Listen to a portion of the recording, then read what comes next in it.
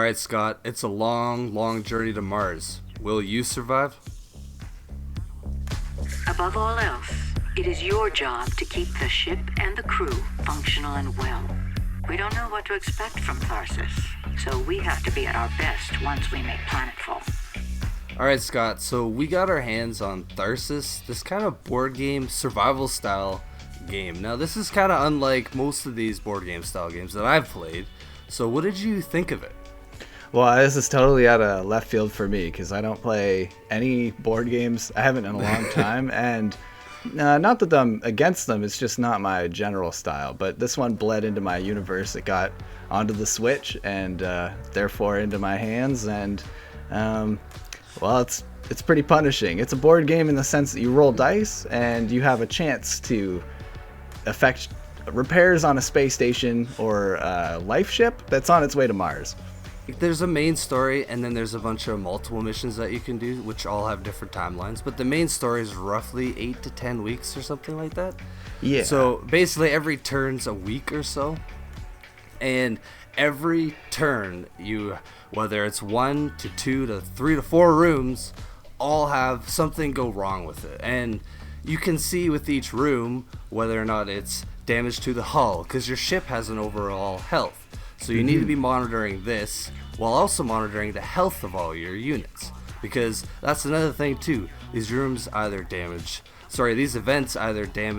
the health of your units, the stress, the overall damage of the ship. So there's just so much to monitor, and believe it or not, I mostly played on easy because it is hard.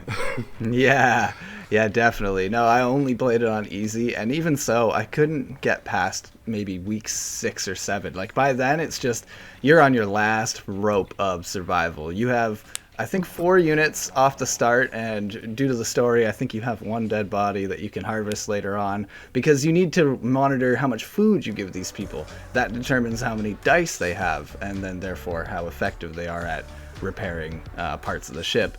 It's a really cool concept because it makes you think about everything. Even if you have to move units through a damaged capsule, they take damage every time you do that. So you have to ration every decision, and it's easy to end up dead. Yes.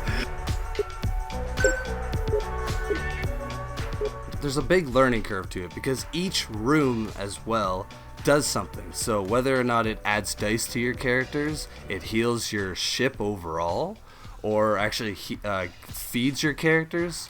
There's all these different things that you're constantly monitoring, man. Even when you roll the dice, you have a chance of hitting a stasis, which stops you from re-rolling it, or you hit a void or an injury. And a void takes away your dice, an injury hurts the person rolling it. It's and that could be per dice. So you're really taking a risk no matter what you do, and a lot of the times it just kind of shows you that you might have made the wrong decision. Yeah. But the game is kind of basic in its appearance. You only ever just see like a big zoomed out picture of the ship. Until you go and have to repair 1 room, then it zooms in slightly and you just see the 1 room. But the graphics are passable. It's kind of not really a game that relies on that. It's more set pieces.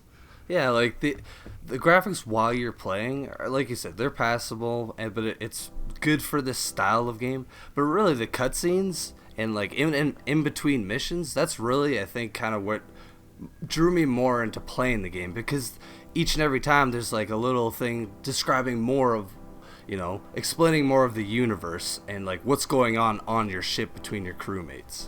Yeah, that's really cool. I like how there's that dynamic. And also the dynamic of if you happen to lose a character, they kind of respond to that, and you have certain choices that you're allowed. You can cannibalize the bodies if you have to. Which I thought was really cool. It was really it's dark. Funny. So you could cannibalize them, which adds food, but man, it just stresses everybody right out. Oh yeah, it has consequences as well. Everything does in this. It's really quite cool that they did that and had such a deep decision-making process. Cutscenes, they were kind of cool. They have a narrator that explains more of the story and kind of brings that along, and that was really well needed. So that's good points for them on that category. We can't turn back, but how can we go on? But if we have to wrap this up as a review on this game, I'm kind of torn. This game was really good, but at the same time, it punished you for playing it, and it's kind of hard to get into. So it's not quite my cup of tea being a board game, but I did have a good time with it. So that being said, I have to give this a 6.5. Man, I think you hit it spot on, dude.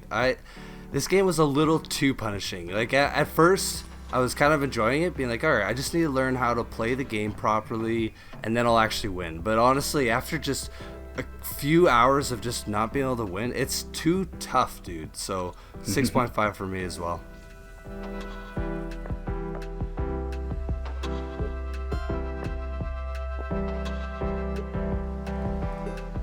Space-themed and board-like Tharsis is a challenging survival game that fits perfectly on the Switch.